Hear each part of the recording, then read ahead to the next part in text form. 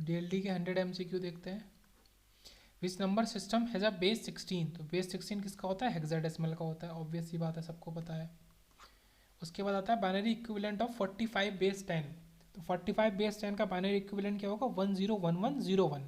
यहाँ पे थोड़ा सा आंसर में गलती है, तो ये इसी तरीके का है, 10 फिर यहाँ 11 है, 01 है। पता कैसे करेंगे, तो 2 की पावर 01, फिर 2, फिर 4, फिर 8, फिर 16, फिर 32। बाकी हम देख सकते हैं कि 45 किन के कॉम्बिनेशन से बनेगा, वहाँ पे 1 कर देंगे, तो ऐसे हो जाएगा। उसके बाद 32 bit micro processor has worth length कितनी होगी, 32 बिट का माइक्रो प्रोसेसर है, उसकी वर्ड लेंथ कितनी होगी, तो 4 बाइट होगी। 4 बाइट होगी कैसे, तो एक बिट जो होता है तो वो हमारा 8, सॉरी, एक बाइट हमारा 8 बिट से उल्टा हो गया, एक बाइट, ठीक है। याद कैसे रखेंगे, बाइट में 4 वर्ड है और बिट में कम है, तो 8 बिट से बना होता है, तो 32 के लिए 8 चौक 32, तो 4 हो गया, तो आसानी से इसको याद रख सकते हैं। उसके बाद आता है logic gates required to build up half adder. Half adder बनाने के लिए हमें एक्सॉर गेट चाहिए और एंड गेट चाहिए, जिसको भी हाफ एडर का डायग्राम अगर याद हो तो। Number of flip flops use in decade counter, तो 4 फ्लिप फ्लॉप लगते हैं एक डिकेट काउंटर को बनाने के लिए, तो ये तो बस याद रखने वाली चीज़ें हैं। And operation is equivalent to क्या होता है, हमारा इंटरसेक्शन के इक्विवेलेंट होता है, और हमारा यूनियन के। एंड का क्या मतलब है, इंटरसेक्शन, और हमारा यूनियन मतलब ये भी सारा और ये भी सारा।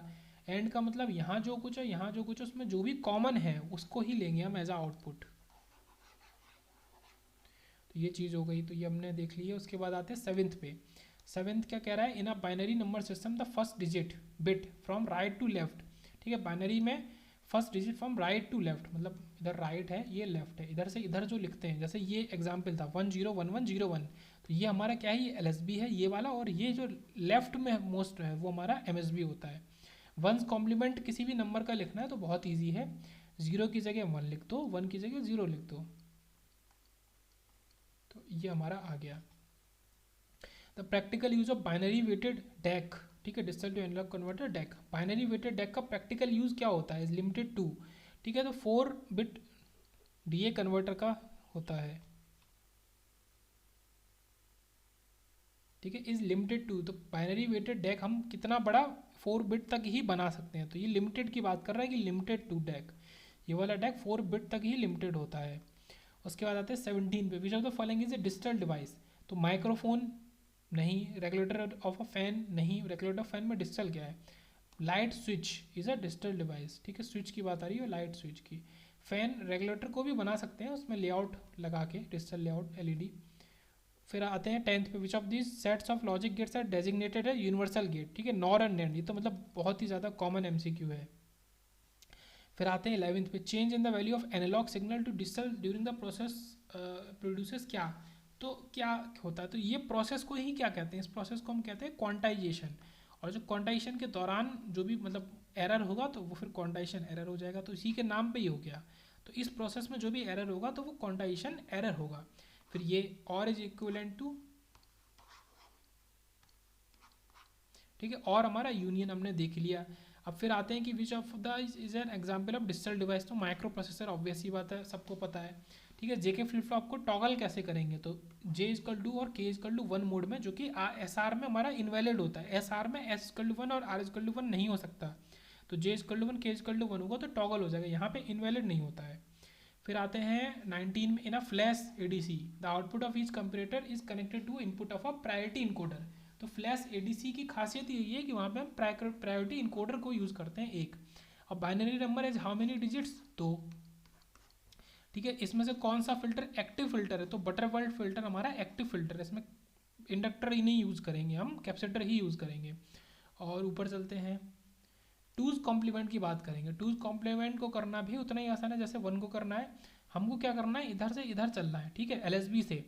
अब हमें देखना है कि सबसे पहला हमारा 1 कहाँ पे आ रहा है, उस 1 को एज इट इज़ लिख देना है और बाकी सबको उल्टा कर देना है, तो इसको 0 0, तो हमारा ये आंसर आ गया। अब अगर बात करें, मान लो ये वाला एग्जाम्पल है, जैसे कि 0 0 1 1 1 1 0 0, अब इसका टूज कॉम्प्लीमेंट हमको लिख के दिखाना है। इसका टूज कॉम्प्लीमेंट लिखना भी आसान है, कोई दिक्कत नहीं है। यहाँ पे फिर वही फंडा, इधर से इधर जाएंगे, तो जब तक हमें 1 नहीं आ रहा तब तक एज इट इज़ ही लिखेंगे, ठीक है। तो ये थोड़ा सा डिफरेंस है, थोड़ा कन्फ्यूजन कर सकता है।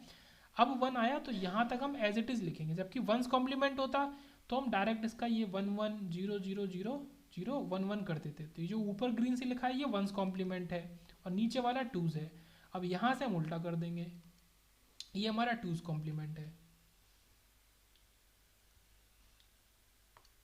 उसके बाद टॉगल हो गया, बटरवर्थ फिल्टर, एक्टिव फिल्टर हो गया। Multiplication of two binary numbers A and B yields, दो बाइनरी नंबर को मल्टीप्लाई करके हमें ये बन रहा है, ठीक है। अगर ए हमारा 101 है तो बी क्या होगा, तो यहाँ तो वैसे नन ऑफ दीज है, बाकी इसको सॉल्व करने के लिए क्या कोई तरीका नहीं है, बाइनरी से इनको डेसिमल में कन्वर्ट करो और फिर आंसर को चेक कर लो, और ऐसे काफ़ी लंबा हो जाएगा। फिर आते 15 पे, decimal equivalent of a hexadecimal number E5।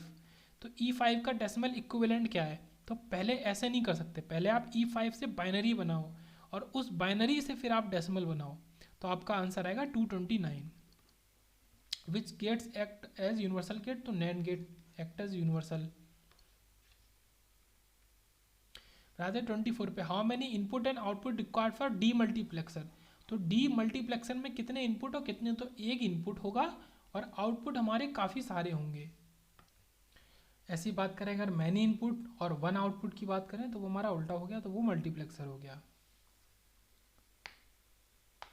Sample and hold circuits जो होते हैं in ADC, analogue to digital converter, are design to, किस लिए उनको डिज़ाइन किया जाता है, उनका मेन काम क्या है। तो सैंपल एंड होल्ड, उसका नाम ही बता रहा है कि होल्ड मतलब कुछ स्टेबलाइजेशन से रिलेटेड, तो stabilize the input analog signal during the conversion process. तो जो इनपुट एनालॉग सिग्नल है उसको होल्ड करके रखना, ये स्टेबलाइज करके रखना, ये इसका काम होता है कन्वर्जन प्रोसेस के दौरान।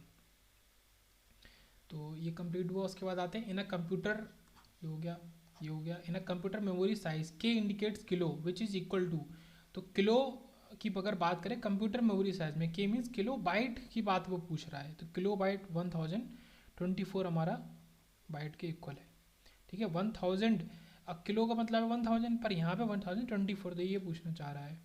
उसके बाद आते हैं 26 में, in N channel JFET the gate is, N channel JFET में हमारा जो गेट होता है तो वो हमारा पी टाइप का होता है, वो इक्विवेलेंट होता है बेस के, जो हमारा बेस होता है किसके अंदर, ट्रांजिस्टर के अंदर, तो वो इक्विवेलेंट उसके होता है। तो एन चैनल की बात करेंगे तो वो बीच वाला हो गया, तो हमारा पी हो गया, ठीक है, उल्टा हो गया। और पी चैनल जे फैट में गेट होगा हमारा एन टाइप का। Zener diode is use in, तो जीनर डायोड हमेशा वोल्टेज रेगुलेशन के संग उसका इस्तेमाल किया जाता है इस वर्ड के संग, तो is a voltage regulator circuit. आते हैं 34 पे, हाईएस्ट प्रायोरिटी इंटरप्ट जो होता है 8085 माइक्रो प्रोसेसर में, तो हमेशा याद रखेंगे 4-5 इंटरप्ट होते हैं अलग अलग, आर एस टी 5.5, 1.5, 2.5 करके, और आर एस टी सी के अंदर आ जाते हैं। जो ट्रैप होता है वो हाईएस्ट प्रायोरिटी का होता है, मतलब अगर ट्रैप दबा दिया इंटरप्ट तो बाकी कोई भी इंटरप्ट हो उससे मतलब नहीं, पहले वो ट्रैप का काम करेगा। तो मतलब ये काफ़ी अच्छा इंपॉर्टेंट एमसीक्यू है, trap is the highest priority interrupt. फिर आते 35 पे, normal operation of JFET is, normal operation JFET का कहाँ पे होता है, तो कांस्टेंट करंट रीजन में होता है नॉर्मल ऑपरेशन जेफेट का, तो ये याद रखेंगे। और digital circuit it can store 1 bit flip flop. उसके बाद if a signal is passing through a logic gate is inhibited by sending a low, ठीक है, एक लॉजिक गेट की बात कर रहे हैं, एक सिग्नल लॉजिक गेट से पास कर रहा है, तो is inhibited by sending a low into one input and output is high, the output is high, the gate is, मतलब ये थोड़ा सा लेंदी हो गया कि अगर एक आउटपुट हम लो दे ही रहे हैं और आउटपुट हमको हाई मिल रहा है, ये है हमारा कुछ इस तरीके का हिसाब है, मतलब ये गेट कुछ भी हो सकता है, एनी गेट। तो ये जो दूसरा इनपुट है ये हमें नहीं पता है, पर केवल इतने को ही देख के कि हम 0 दे रहे हैं और हमें 1 मिल ही रहा है, तो वो नैंड गेट का होता है। एंड गेट का बनाते हैं ट्रूथ टेबल, तो यह हो गया हमारा 00 01 10 11, तो ये आ गया 0001। अब ये एंड है, नैंड इसका उल्टा हो गया, तो 111 और 0। अब यहाँ पे क्या चीज़ हमको दिखाई दे रही है कि अगर हमने 0 दिया है, मतलब एक 0 तो है ही तीनों केस में, तो हमें 1 मिल रहा है, तो ये कहाँ हो सकता है, ये एंड है और ये हमारा नैंड हो गया, तो इसलिए इसका आंसर नैंड हो जाएगा। तो ऐसे ट्रूथ टेबल बना के भी हम देख सकते हैं। उसके बाद आगे बढ़ते हैं, ये हो गया 37 पे आते हैं, in a bipolar transistor which current is the largest. तो आई ई जो होता है बाइपोलर ट्रांजिस्टर के अंदर वो क्या होता है, सम होता है आई बी और आई सी का, तो वो लार्जेस्ट होता है, और आई बी जो होता है वो काफ़ी छोटी होती है, मतलब कि कभी कभी किसी किसी केस में हम कह सकते हैं कि I E is equal to I C. अब आते हैं 29 पे। An adder in which the bits of a operand are added one after another, मतलब बिट्स को वन आफ्टर अनदर हम ऐड करते हैं, तो वो हमारा कौन सा एडर है, वो सीरियल एडर है। तो ये जो वर्ड है सेंटेंस मतलब ग्रुप ऑफ वर्ड्स है वन आफ्टर अनदर, तो ये बहुत इंपॉर्टेंट है, तो ये जहाँ भी आएगा तो हम सीरियल एडर की बात कर रहे हैं, तो आ सकता है एमसीक्यू। उसके बाद आगे बढ़ते हैं, इन्हेंसमेंट इज एसोसिएटेड विद, ठीक है, तो मॉसफेट से एसोसिएट करता है, ऑब्वियस सी बात है इन्हेंसमेंट हमारा। जेफेट हमारा केवल डिप्लीशन टाइप का हो सकता है, इन्हेंसमेंट टाइप का नहीं हो सकता। मॉसफेट हमारा दोनों हो सकता है। उसके बाद आते हैं which of the following oscillators is use suitable for frequencies in the range of mega hertz, तो हार्टले ऑसिलेटर जो होता है वो हमारा जो उसका ऑपरेशन रेंज होती है तो वो मेगा हर्ट्ज तक होती है, तो ये याद रखेंगे Hartley oscillator. Astable multi vibrator has, तो उसका नाम ही इसलिए पड़ा अस्टेबल, नॉट स्टेबल, तो नो स्टेबल स्टेट्स, ठीक है। वन स्टेबल स्टेट मतलब वो स्टेबल वाला हो गया, मल्टी स्टेबल में अलग अलग आ गए, ठीक है, 2 3, तो astable means no stable state. उसके बाद the logic circuits, the logic gate which will have high और one at its output when one of input is high, तो जो जिसके आउटपुट में हमें हाई ही मिलता है जब एक इनपुट हाई होता है, तो ऐसा कहाँ होता है, ऐसा और के लिए होता है, बाकी कंफर्म कर सकते हैं टेबल बना के। In N 32 in an N P N transistor the majority carrier is, तो देखो एन पी एन देख के लग रहा है कि मिडिल में पी है और दो एन है, तो हमारा यही होगा इलेक्ट्रॉन, अगर पी एन पी होता तो होल हो जाता majority carrier. F E T is a unipolar device, सबको पता है, बीजेटी बाईपोलर डिवाइस है। और इन डिजिटल इलेक्ट्रॉनिक्स इनकोडर, इनकोडर का काम क्या होता है, इज यूज टू, तो देखते हैं क्या करता है काम, convert non coded information into coded form, ठीक है, तो उसका नाम है इनकोड करना, इनकोड करना, तो नॉन कोडेड इन्फॉर्मेशन कुछ भी आएगी उसको वो कोड कर देगा, इनकोडर, ठीक है। ये उसका उल्टा हो गया, ये कौन करता है, ये करता है डिकोडर, कोडेड को मतलब डिकोड कर देगा, नॉन कोडेड में कर देगा। उसके बाद आते हैं इस पे, transfer of register from one register to another register is known as inter register operation, ठीक है, एक रजिस्टर से दूसरे रजिस्टर में। अच्छा, यहाँ से एक इंपॉर्टेंट चीज़ भी निकल के आती है, ये किसका नाम बता रहा है, ट्रांजिस्टर का बता रहा है नाम, transfer of register is transistor, तो एक रजिस्टर से, अब ये बात कर रहा है वो रजिस्टर अलग है और ये रजिस्टर माइक्रो प्रोसेसर वाला है, तो एक रजिस्टर से दूसरे रजिस्टर में ट्रांसफर ऑफ रजिस्टर करना तो इंटर रजिस्टर हो जाता है वो, और रजिस्टर के अंदर ही करना तो वो इंट्रा रजिस्टर हो जाता है। हमेशा जो इंटर और इंट्रा का डिफरेंस है, इंटर और इंट्रा, इंटर मतलब किसी एक एंटिटी से दूसरे में, इंट्रा मतलब अंदर ही अंदर, इसी के अंदर, ठीक है, एक चीज़ से दूसरे में, मान लो ये है तो इसमें कुछ चीज़ें हैं तो इससे अंदर ही अंदर करना तो इंट्रा, और बाहर एक डिवाइस से दूसरे में तो वो इंटर।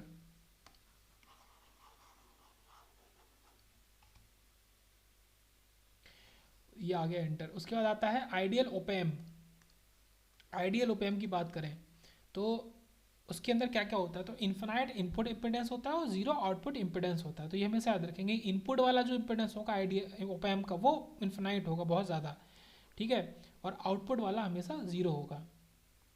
और अगर नॉन आइडियल की बात करेंगे तो इनपुट वाला होगा वेरी हाई वैल्यू, ठीक है, और जो आउटपुट होगा वो काफ़ी लो वैल्यू होगी। उसके बाद आते हैं the C B common base configuration use to provide which type of gain, तो हमारा ये वोल्टेज गेन देता है, तो ये याद रखेंगे।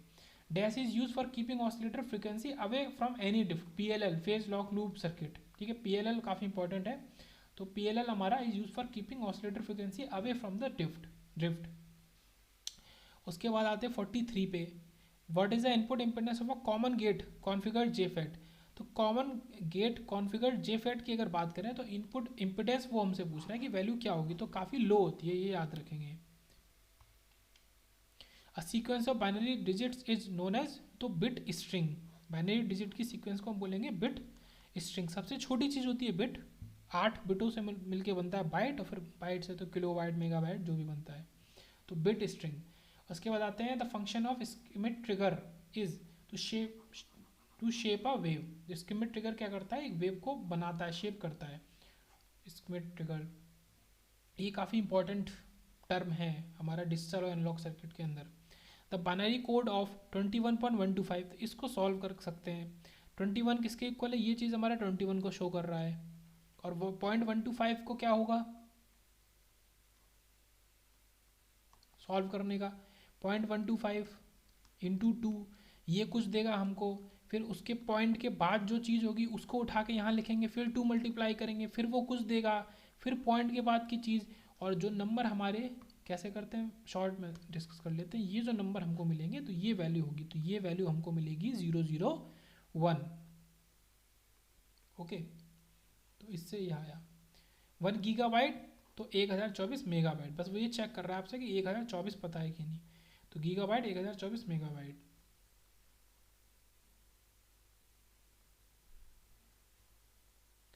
उसके बाद आते हैं, ये हो गया, ये हो गया, ये हो गया, ये ऊपर वाला हो गया। At which the data can be apply to a gate is known as, किस फ्रीक्वेंसी पे हम डेटा को अप्लाई कर सकते हैं, ठीक है, गेट के अंदर, तो उसको हम ऑपरेटिंग फ्रीक्वेंसी कहते हैं। उस फ्रीक्वेंसी पे काम हो रहा है, ऑपरेशन हो रहा है, ऑपरेटिंग फ्रीक्वेंसी। स्कीमेटिक ट्रिगर को हम कैसे कैसे यूज़ कर सकते हैं, ये काफ़ी इंपॉर्टेंट एमसीक्यू हो गया। तो एज अ कंपरेटर भी यूज़ कर सकते हैं, स्क्वायर वेव जनरेटर भी, और एज अ फ्लिप फ्लॉप भी, किसी भी तरीके से यूज़ कर सकते हैं। उसके बाद आते हैं, फिर स्कीमेटिक ट्रिगर देख लिया, वो कुछ भी कर सकता है, कंपैरेटर एज अ कंपैरेटर काम करेगा, square wave generator, flip flop. Then आते हैं 47 पे, the main difference between synchronous and asynchronous transmission in. तो जिसको तो पता है तो बहुत अच्छी बात है, नहीं पता है तो सिंक्रोनस का मतलब कि सारे के सारे यूनिट्स की बात करें तो जैसे कि फ्लिप फ्लॉप है, मान लो इसे 3-4 फ्लिप फ्लॉप काम कर रहे हैं, इससे हमें आउटपुट मिल रहा है, इसमें इनपुट दे रहे हैं और बीच में भी कनेक्शंस है। तो क्लॉक हम अगर देते हैं तो वह हमारा क्या हो गया, सिंक्रोनस हो गया। और अगर क्लॉक नहीं दे रहे हैं अलग से, तो clocking is mix with the data, ठीक है, इन असिंक्रोनस ट्रांसमिशन। सिंक्रोनस होगा तो हम क्लॉक देंगे किसी भी तरीके से, मान लो ये हमने यहाँ से क्लॉक भेजी तो ये क्लॉक दे दी पहली, ये हमने दूसरी क्लॉक दे दी और ये तीसरी क्लॉक दे दी, तो क्लॉक हमने दी है, इसका मतलब ये, ठीक है, क्लॉक दी है। तो क्लॉक अगर हम दे रहे हैं तो वो सिंक्रोनस हो गया। अगर क्लॉक हम मिक्स डेटा में ही मिक्स करके दे रहे हैं या मान रहे हैं कि डेटा के संग ही क्लॉक है, तो वो हमारा असिंक्रोनस हो गया।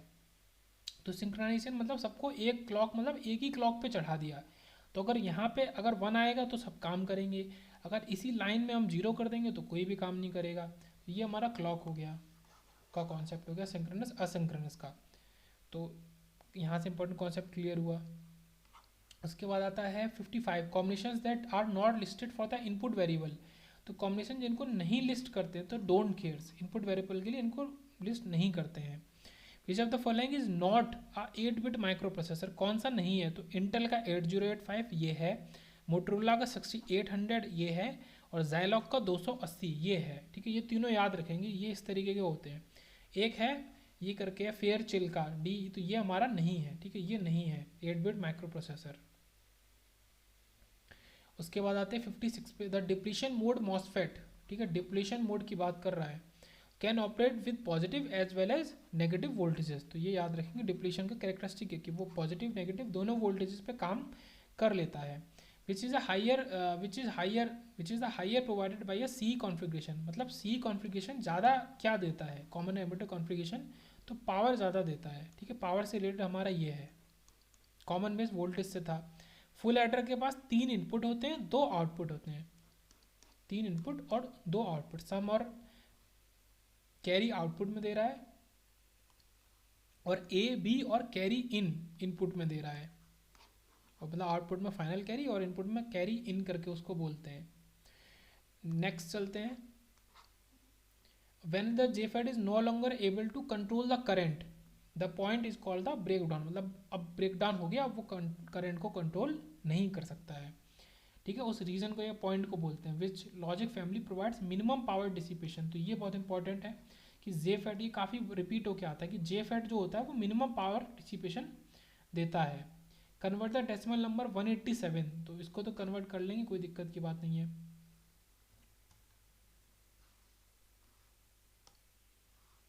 हाउ मैनी, ये हो गया, how will the electrons flow through a P channel JFET, तो पी चैनल जे फैट में इलेक्ट्रॉन्स कैसे फ्लो होंगे, तो from drain to source flow होंगे।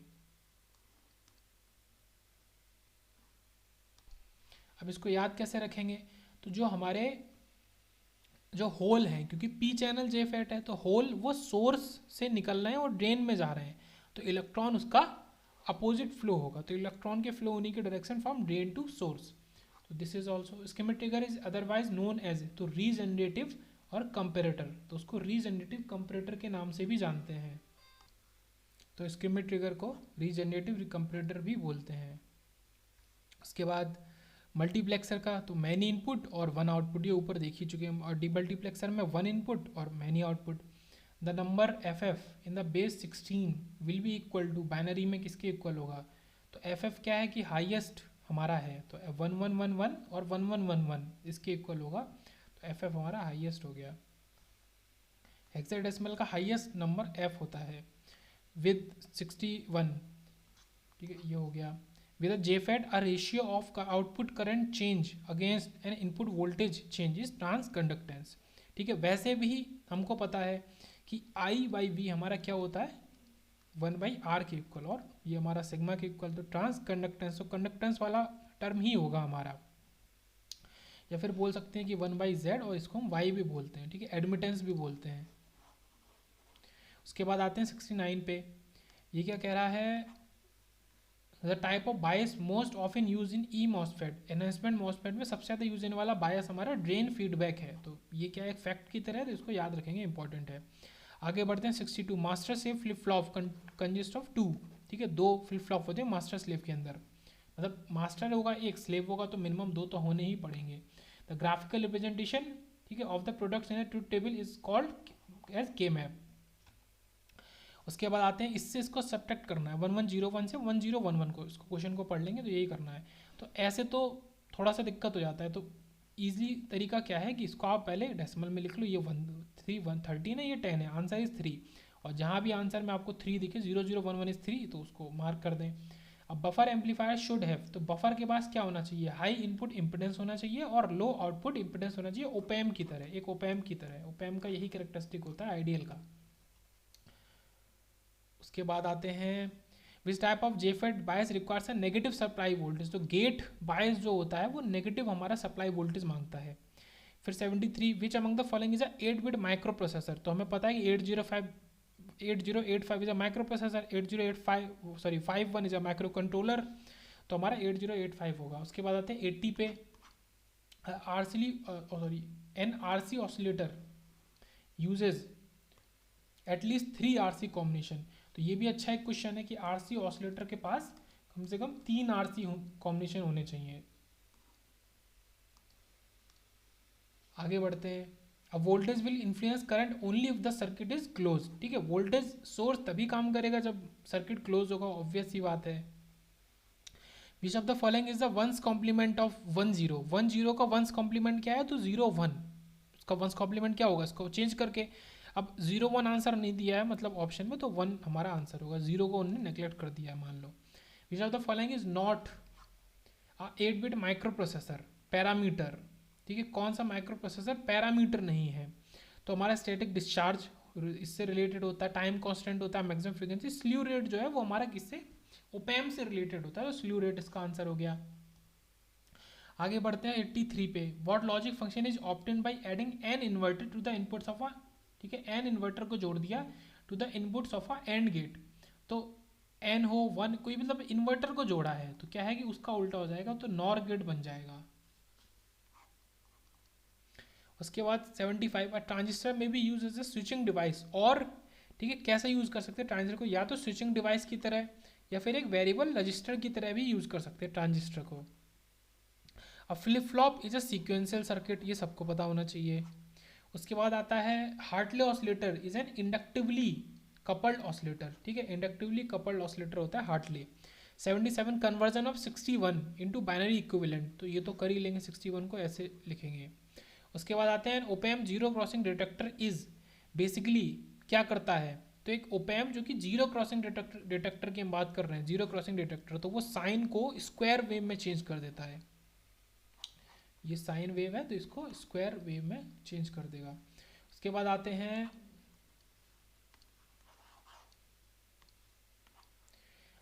combinational logic circuit which is used when it is desired to send data from two or more sources through a single transmission line two or more sources से data को भेजना है लेकिन transmission line single होनी चाहिए, तो ऐसा काम कौन करेगा? मल्टीप्लेक्सर, जो मैनी इनपुट वन आउटपुट का लॉजिक होता है जिसका।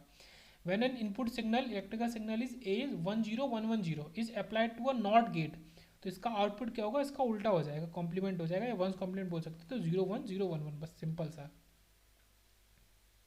वोल्टेज अक्रॉस, ये वाला voltage across Zener diode is, Zener diode के अराउंड जो वोल्टेज होता है is constant in the reverse direction, तो जो वोल्टेज होता है तो वो रिवर्स डायरेक्शन में कांस्टेंट होगा, मतलब एक बार रिवर्स ब्रेकडाउन हो जाएगा तो फिर वोल्टेज की वैल्यू चेंज नहीं होगी।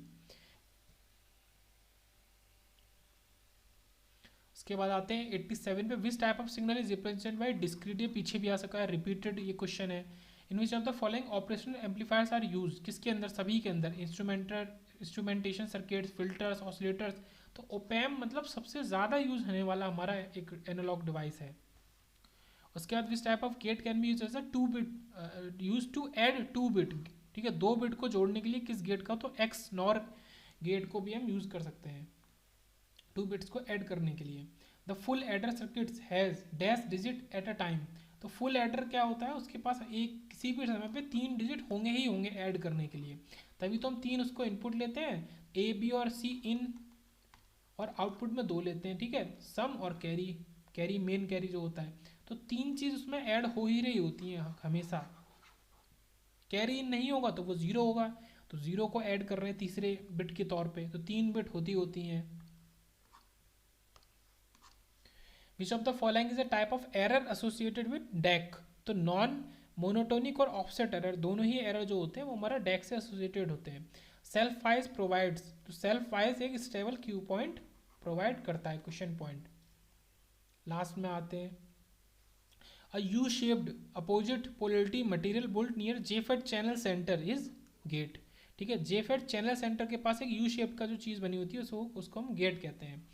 फिर आते हैं 97 पे, when transistors are use in digital circuits they usually operate in a, जब ट्रांजिस्टर को हम कहाँ यूज़ करते हैं? डिजिटल सर्किट में, और तो डिजिटल सर्किट में क्या होता है कि 0 और 1 दो तरीके से हमारा होता है, बाइनरी होता है ये, ठीक है।